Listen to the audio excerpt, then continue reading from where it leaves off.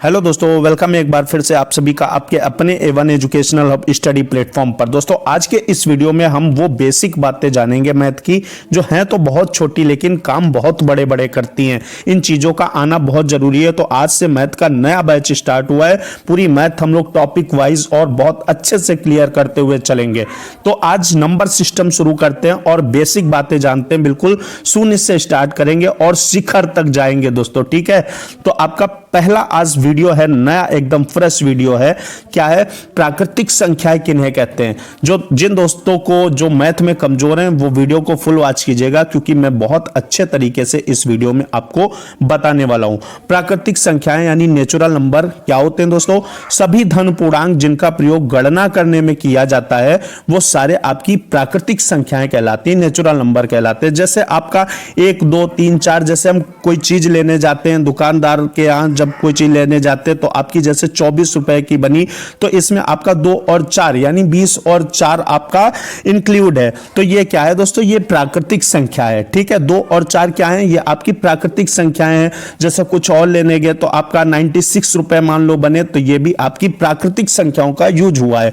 तो सभी धन पूर्णांक जिनका प्रयोग गणना करने में किया जाता है प्राकृतिक संख्याएं कहलाती है। जैसे 1 2 3 4 डैश डैश इन्फिनिटी तक जाती हैं संख्याएं, ठीक है। वीडियो स्किप मत कीजिएगा, मैं बहुत प्यार से आपको बता रहा हूं और फुल वीडियो वॉच कीजिएगा ताकि आपको कोई कंफ्यूजन आज के बाद कोई और वीडियो देखने की जरूरत ना पड़े।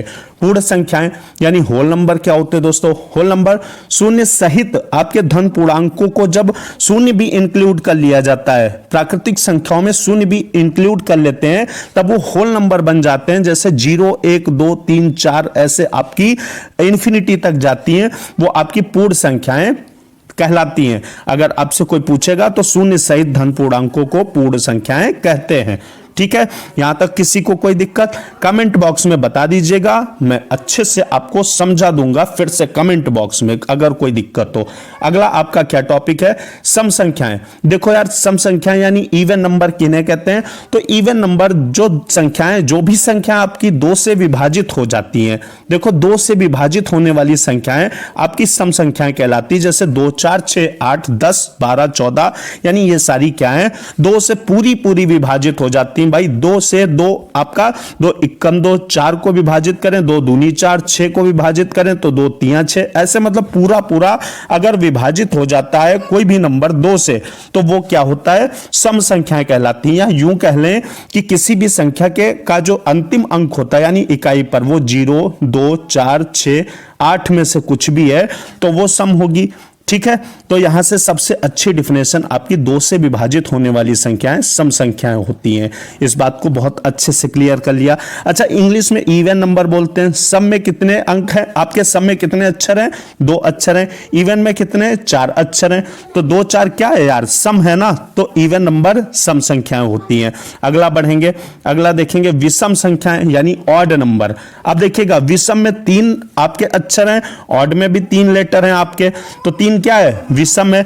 जो संख्याएं पूर्णतः 2 से नहीं विभाजित हों, ठीक है, 2 से ना विभाजित हो, उन्हें विषम संख्या यानी ऑड नंबर कहते हैं। जैसे आपका 1 क्या है? Odd number. ये 2 से तो होगा नहीं ना। अगर आपका 3 ले लें तो ये भी 2 से कहां यार हो जाएगा? ये 1.5 आएगा और पूरा डिवाइड करना है। अगर मैं 5 ले लूं तो ये भी 2 की टेबल में नहीं आएगा। कटेगा कब? जो 2 की टेबल में आएगा वही तो कटेगा ना। जैसे आपका 4 2 की टेबल में आता है, वो आपका क्या हो गया? 4 इवन हो गया, क्योंकि वो 2 से कट जाएगा, 2 की टेबल में आता है, ठीक है। तो जो भी संख्या आपकी 2 से पूरी ना विभाजित हो वो क्या होती है? ऑड होती है, विषम संख्या होती। जैसे 1 3 5 7 आपका 9, ठीक है, या आपका 11 हो गया, या आपका 15 हो गया, ये सारी आपकी विषम संख्याएं। Clear doubt? अगला बढ़ते हैं। तो अगला क्या है? भाज्य संख्याएं। देखो भाज्य संख्याएं क्या होती हैं? कंपोजिट नंबर इंग्लिश में बोलते हैं। जो संख्याएं स्वयं व एक के अलावा किसी संख्या से विभाजित हो जाएं वो भाज्य संख्याएं कहलाती हैं। जैसे 4 6 8 9। अब देखिएगा, 4 लेते हैं, बहुत प्यारी चीज है। 1 से होगा, 1 से सारी संख्याएं डिवाइड होती हैं यार, 1 से सभी संख्याएं। जैसे मैं कहूं 4 को 1 से डिवाइड करो तो 1 चौक 4 हो जाएगा, 3 को 1 से करो 1 तिया 3 हो जाएगा, 5 को 1 से करो 1 बचे 5। तो सारी संख्याएं होती है ना 1 से डिवाइड, और खुद से भी सारी संख्याएं डिवाइड होती हैं, चाहे वो कोई भी संख्या हो। 5 को ले लो 5 एकम 5, 6 को ले लो 6 एकम 6 आपका, 9 को ले लो 9 एकम 9। तो यहां से ये चीज स्पष्ट हो गई कि सारी संख्याएं 1 से और खुद से विभाजित हो जाती हैं। बहुत प्यारी चीज है, इसकी अभी जरूरत लगेगी। सभी संख्याएं 1 से और स्वयं से विभाजित हो जाती, लेकिन इसके अलावा भी अगर किसी से विभाजित हो जाए तो मेरे दोस्त वो भाज्य संख्या होती है। जैसे एक आपका 4 ले लेते हैं, ये 1 से भी विभाजित हो जाएगी और 4 से भी हो जाएगी। इसके अलावा किससे होगी? 2 से हो जाएगी ना। तो दोस्तों इसके हो गए 3 गुणनखंड, और 3 गुणनखंड हो गए तो अभाज्य संख्या के लिए दोस्तों 2 गुणनखंड होंगे मैक्सिमम, और भाज्य के लिए आपके 2 से ज्यादा अगर एक भी गुणनखंड हो गया तो वो क्या संख्या हो जाएगी? भाज्य संख्या, यानी कंपोजिट नंबर हो जाएगा। तो ऐसे ही आप अगर 5 को लें तो ये दोस्तों 1 से डिवाइड होगा और 5 से, इसके अलावा किसी से नहीं होगा। तो ये क्या है आपका? ये भाज्य संख्या नहीं है। अगर मैं 6 को ले लूं, अगर 6 को ले लूं तो ये 1 से डिवाइड होगा, मैंने कहा सारी संख्याएं होती हैं, 2 से भी डिवाइड होगा, 3 से भी डिवाइड होगा और 6 से भी डिवाइड हो जाएगा। 4 संख्याओं से हो गया। हमें तो मैक्सिमम हमें तो 2 के पार जाना है ना, यानी आपके अगर 3 गुणनखंड हो जाते हैं या 3 से ज्यादा हो जाते हैं तो आप भाज्य संख्या, आपकी संख्या जो है भाज्य संख्या होती है। ठीक है, तो जो संख्याएं स्वयं व एक के अलावा किसी से और से विभाजित हो जाएं वो भाज्य संख्याएं कहलाती हैं। ठीक है, तो आपका ये भी टॉपिक क्लियर हो गया। अभाज्य संख्याओं पे आते हैं। अभाज्य संख्याओं को इंग्लिश में बेटा प्राइम नंबर बोलते हैं। क्या बोलते हैं? Prime number. जो संख्याएं स्वयं व एक के अलावा किसी से ना विभाजित हो, मैंने उसमें क्या कहा था? स्वयं और एक के अलावा किसी से विभाजित हो जाएं, और इसमें क्या है? स्वयं और एक के अलावा किसी से ना विभाजित हो, वो प्राइम नंबर कहलाती है। जैसे आपका 2 क्या है? एक प्राइम नंबर है। और बहुत इंटरेस्टिंग बात जानोगे, 2 जो है एकमात्र आपका इवन प्राइम नंबर है और सबसे छोटा प्राइम नंबर है। इसके अलावा जितने भी प्राइम नंबर हैं वो सारे के सारे यार ऑड हैं। ठीक है, तो 2 आपका एकमात्र 2 सम आपकी अभाज्य संख्या है।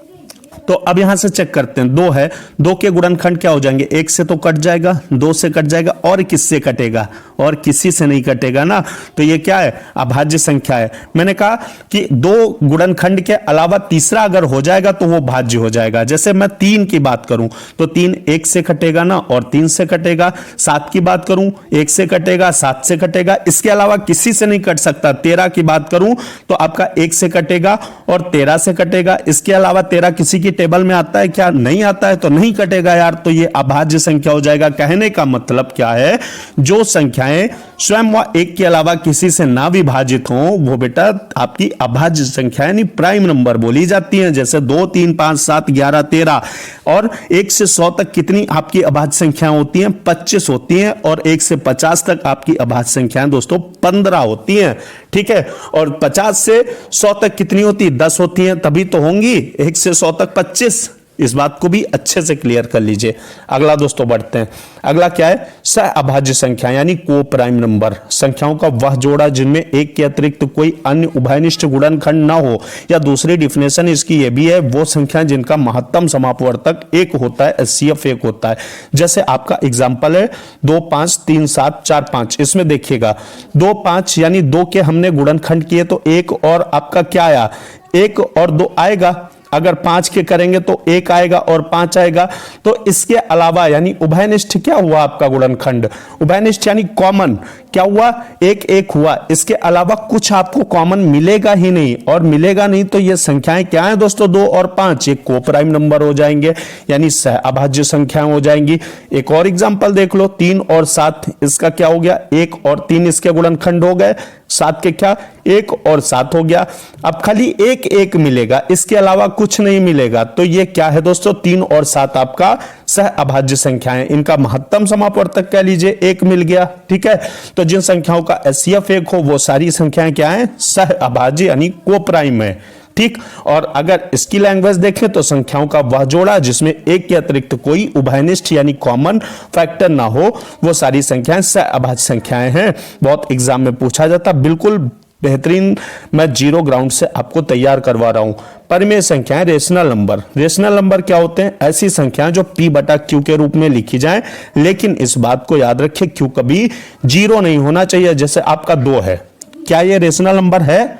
बिल्कुल है, क्योंकि बटा में हम हर संख्या के एक लिख सकते हैं, कोई चेंज नहीं होता है। कैसे नहीं होता बेटा, 1 2 जा आपका 2, 3/1 करोगे 1 3 जा 3, यानी आएगा उतना ही, तो एक बढ़ाने का कोई फायदा नहीं। लेकिन हम लोग क्या करते हैं, p बटा q के फॉर्म में लिखने के लिए एक बढ़ा लेते हैं, यानी अंश मेरा 2 हो गया और हर मेरा 1 हो गया।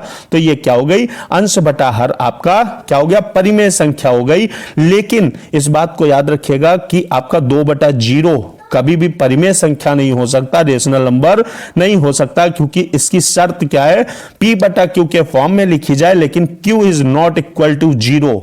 ठीक है, Q 0 नहीं होना चाहिए। तो आपकी जैसे 3 5 22/7 क्या है, 22/7 आपका क्या हो गया, ये परिमेय संख्या है। 5/9 आपका परिमेय संख्या है। लेकिन अगर आपका 11/0 दे दिया जाए तो क्या है, ये आपका दोस्तों क्या है, अपरिमेय संख्या है, यानी परिमेय नहीं है। अगर 0 आ जाए तो क्या है, 0/1 कर सकते हो ना, तो 0 भी क्या है, परिमेय संख्या है। इस बात को याद रखिएगा, 0/1 कर सकते हो, 1/0 नहीं कर सकते हो, ये इन्फिनिटी हो जाता है। लेकिन 0/1 कर सकते हो। फिलहाल आपके परिमेय संख्या के आपके एग्जाम्पल जो है 3 5 22/7 5/9 इत्यादि। ठीक है, अपरिमेय संख्याओं पे चलते हैं। इर्रेशनल नंबर, इर्रेशनल नंबर क्या है, जिन संख्याओं को p बटा q के रूप में ना लिखा जा सके वो इर्रेशनल नंबर यानी आपका अपरिमेय संख्याएं कहलाती है। जैसे 22/7, ये क्या है आपका, ये तो परिमेय है 22/7 परिमेय। लेकिन आपका अगर ये किसका मान होता, पाई का, और पाई आ जाएगा तो दोस्तों ये अपरिमेय संख्या है। कौन सी, अपरिमेय संख्या है, इस बात को याद रखिएगा। और रूट के अंदर बंद कोई संख्या आ जाती है, जैसे √2 है, ये क्या है, अपरिमेय है। -√3 है, ये क्या है, अपरिमेय है। तो इस बात को बहुत अच्छे से याद रखिएगा, जिन संख्याओं को p बटा q के रूप में ना लिखा जा सके वो अपरिमेय संख्याएं कहलाती हैं।